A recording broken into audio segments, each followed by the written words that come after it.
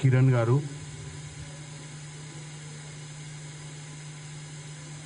రజీ యాదవ్ గారు ఈరోజు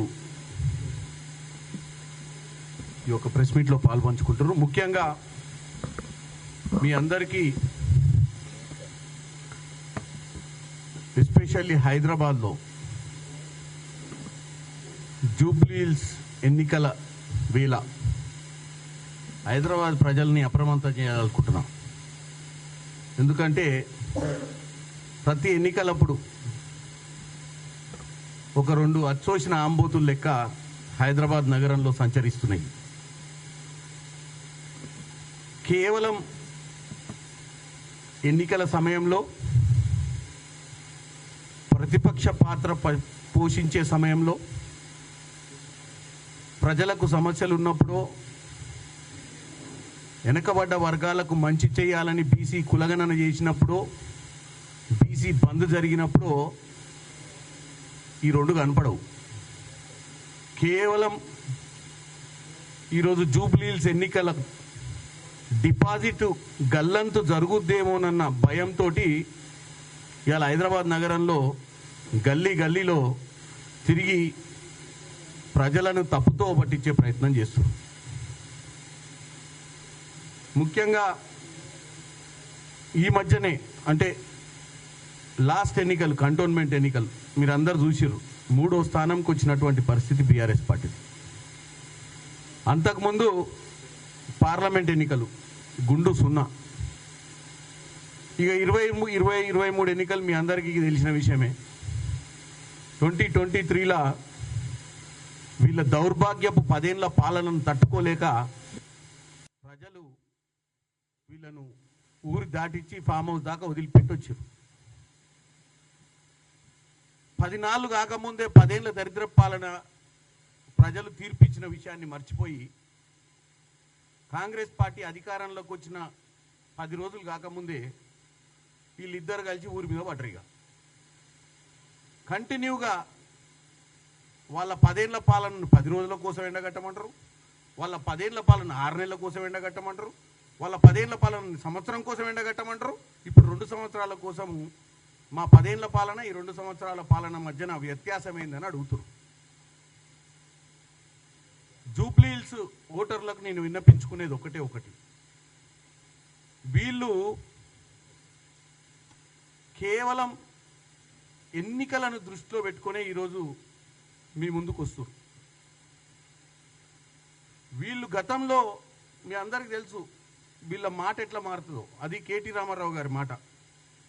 గతంలో ఈ హైదరాబాద్ నగరంలో తెలంగాణ వచ్చిన తర్వాత చంద్రబాబు నాయుడు అంటాడు హైదరాబాద్లోనే ఉండొద్దు, చంద్రబాబు అంటే ఆయనకు హైదరాబాద్ తోటి ఏం సంబంధము, చంద్రబాబు నాయుడిని అరెస్ట్ చేస్తే ఇక్కడ ధర్నాలు పెడతా అన్నా కానీ సెటిలర్లను ధర్నాలు కూడా పెట్టి అన్నటువంటి పరిస్థితి ఆ రోజు. అంటే నియంత పాలన, అంటే ఇక్కడ ఎవడు ఆంధ్ర అనే ఊసే ఎత్తొద్దు, ఆంధ్ర పాలకుల ముచ్చట ఇక్కడ వద్దని చెప్పిన ఆయన ఇలా జూబ్లీహిల్స్ ఎన్నికలు వచ్చినాయని చెప్పి కొత్త దుకాణం స్టార్ట్ చేసిండు. బ్రహ్మాండమైన నాయకుడుకి చంద్రబాబు నాయుడు గారు బ్రహ్మాండంగా డెవలప్ చేసిరు హైదరాబాద్ని.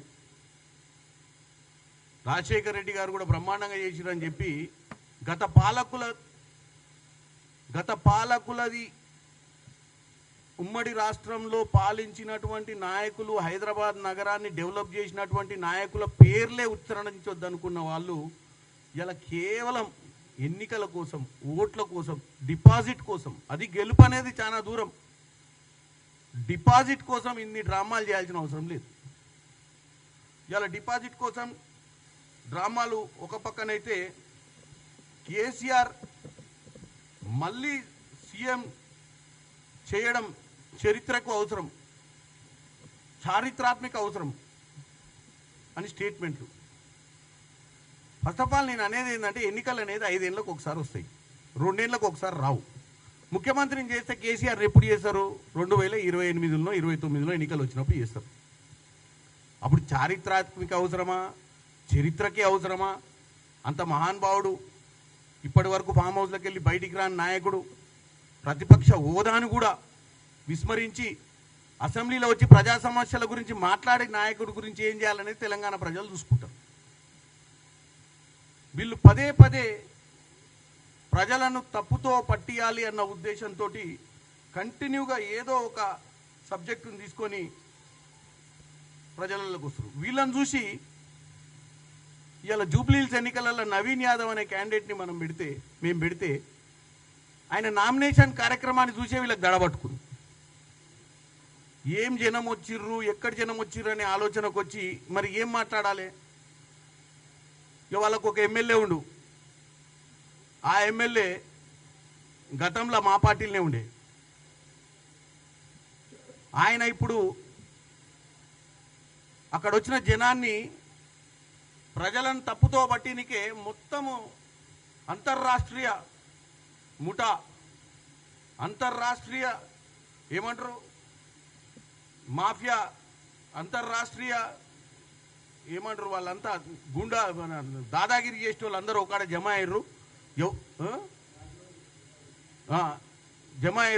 మేము ఎప్పుడైనా ఇట్లాంటి కార్యక్రమాలు చూస్తే మహానుభావులు, నాయకులు ఇంకెవరో కలుస్తారు ఒక్కడ, కానీ ఇక్కడ మొత్తం దుండగులు, హంతకులు, ఒక కాడ గూండాలు ఒక జమ అయ్యారు అని చెప్పే ప్రయత్నం చేస్తున్నాను.